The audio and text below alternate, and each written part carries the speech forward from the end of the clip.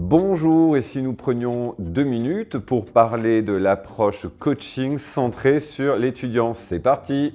Voici un sujet qui brûle les lèvres de nombreux formateurs et de nombreux coachs. Diane Sweeney, chercheuse, enseignante aux États-Unis, en a fait d'ailleurs son fer de lance en publiant de nombreux ouvrages que je vous conseille de lire. Qu'en est-il et qu'est-ce que l'approche coaching centrée sur l'étudiant? C'est en fait un ensemble de pratiques qui sont focalisées sur l'apprentissage de l'étudiant et non sur l'exécution des tâches qu'il réalise. Le coach qui travaille donc avec cette approche intervient comme un intermédiaire entre un enseignant, un formateur et un apprenant. La pratique consiste à définir des objectifs d'apprentissage spécifiques. Il ne s'agit donc pas d'objectifs de compétences, mais bien d'apprentissage. Ce coaching implique une analyse régulière des pratiques de l'étudiant. Ce qui veut dire quoi? Qu'il y a donc des guides et il y a des tableaux de bord qui vont permettre de suivre l'évolution de l'apprentissage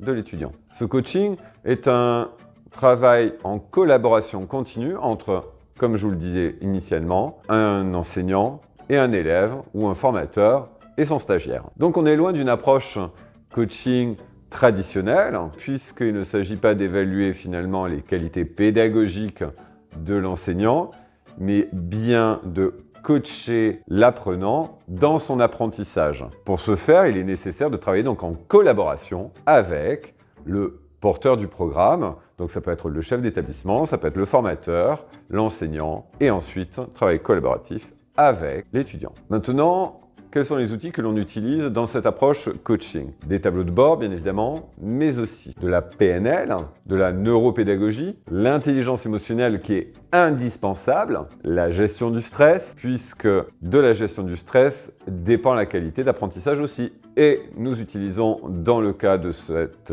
approche, des actions inclusives nécessairement. Bonne journée, à bientôt!